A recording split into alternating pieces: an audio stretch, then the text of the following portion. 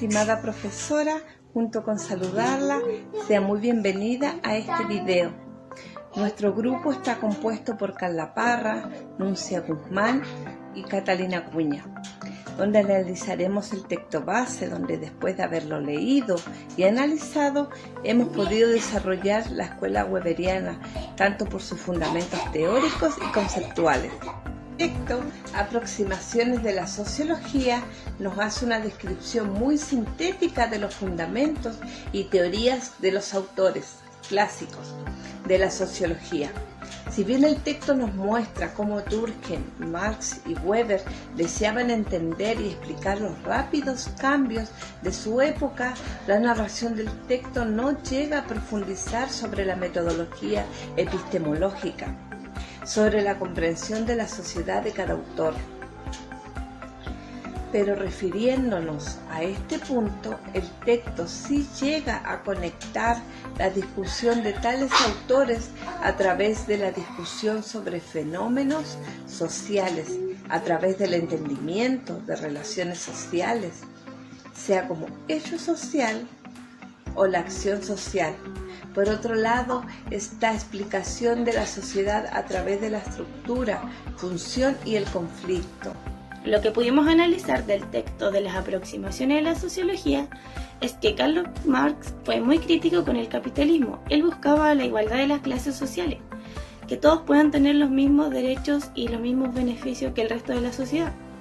Es por esto que nos llama la atención la teoría de Marx, ya que su objetivo era realizar cambios socioeconómicos capaces de conllevar el comunismo y una sociedad más igualitaria. Otra teoría analizada en el texto es la de Durkheim, quien argumentaba que la sociedad era algo externo a la gente y que imponía fuertes limitaciones en su comportamiento. Ahora se preguntarán por qué hemos elegido tal autor y escuela. La respuesta es sencilla. Básicamente nosotras consideramos a Max Weber uno de los autores más clásicos, más sobresalientes del pensamiento sociológico clásico. Considerado el padre de la sociología moderna, el cual no ha sido comprendido en su máxima expresión por los cientistas sociales actuales. Por tanto, sus ideas, teorías, no han sido aplicadas, desarrollados al máximo. Para nosotras, uno de los científicos sociales más notables del siglo XX, llamándonos mucho la atención el enfoque comprensivo que le da a la sociología, el cual busca interpretar, entender la acción social del comportamiento individual o social de las personas. En 1918 a 1883, ideólogo del conflicto, transforma dialéctica idealista en dialéctica material para aplicarla al análisis de las desigualdades humanas y hacer de la lucha de clase el motor de la historia.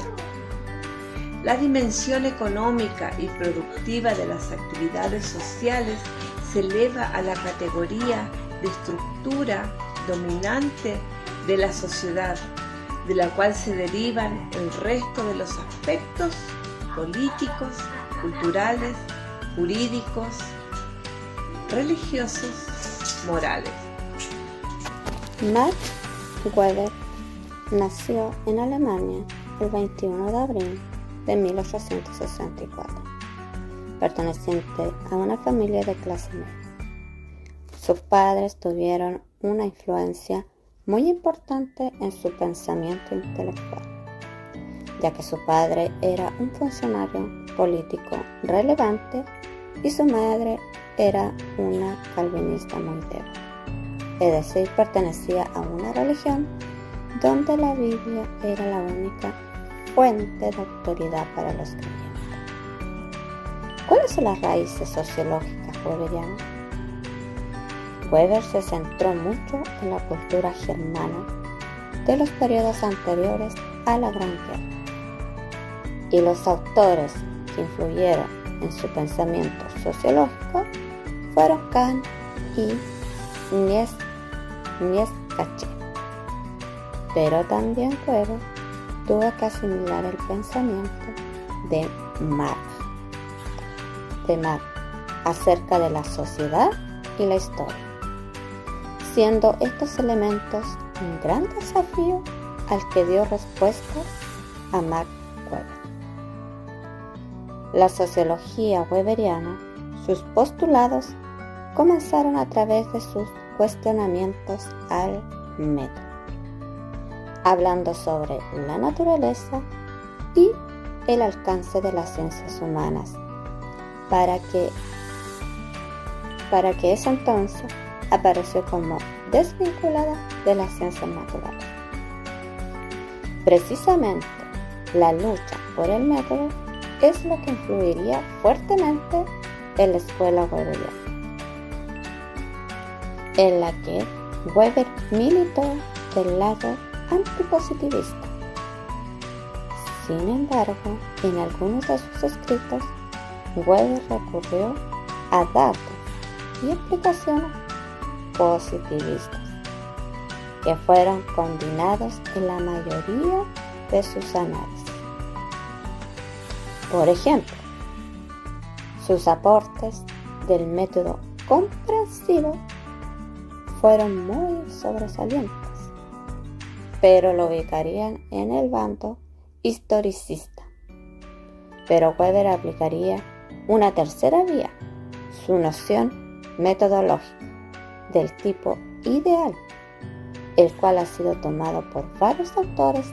La herencia de los clásicos de la sociología en el desarrollo de esta ciencia en el siglo XX, hemos elegido dos autores. Anthony Giddens, que es un sociólogo conocido por la teoría de la estructuración. Esta teoría se produce a través de los replanteamientos de los problemas sociológicos fundamentales que expresaban con mucha intensidad en los años 1960 y 1970, que implicaba representar una nueva teoría que logre resolver satisfactoriamente el análisis institucional, la reproducción social y la diversificación social de las acciones. El proyecto teórico de Giddens tiene como objetivo central el análisis entre la acción y la estructura, donde desarrolla su teoría a través de tres ejes. El primero hace una revisión de los planteamientos clásicos y la estructura de Marx, Durkheim y Weber. Luego hace una crítica sistemática del funcionalismo de Parsons, ya que esta teoría era una limitante para la explicación cómo los individuos interactuaban. El tercer punto era la reelaboración de las corrientes microsociológicas. De esta manera, Giddens llega a entender que la existencia de los actores sociales no solo es como los robots, que solamente imitan, ya que está establecido una realidad social, sino que los individuos construyen su propia realidad social. Es así como el surgimiento es algo que se procede de los actores, es algo de una manera práctica de los saberes, de una estructura social. Es así que la propuesta de Giddens está basada en el análisis institucional, social y la relación entre las acciones. Por otro lado, elegimos a Alain Touraine, que su obra está relacionada con la sociología de la acción, publicada en 1965. Bueno, para él la sociología es la ciencia de la acción social. Con esta provocaba la afirmación y la posición de la acción social en el centro de la investigación sociológica, donde decía que la sociología implicaba dar al promotor social de la acción un lugar central en el análisis, donde el sujeto de la acción, quien insufla su vida, experimenta la acción en carne propia, o sea, es un sentido de que el análisis consiste en situar al actor en el tiempo y en un lugar, en un oficio, en una categoría de edad o en una clase social, inserto en una sociedad y en una cultura. Este sociólogo afirma que él no va a pretender el desarrollo de los elementos teóricos para comprender la acción humana, sino más bien dedicarse a una parte de ella, la acción social, de una manera más particular.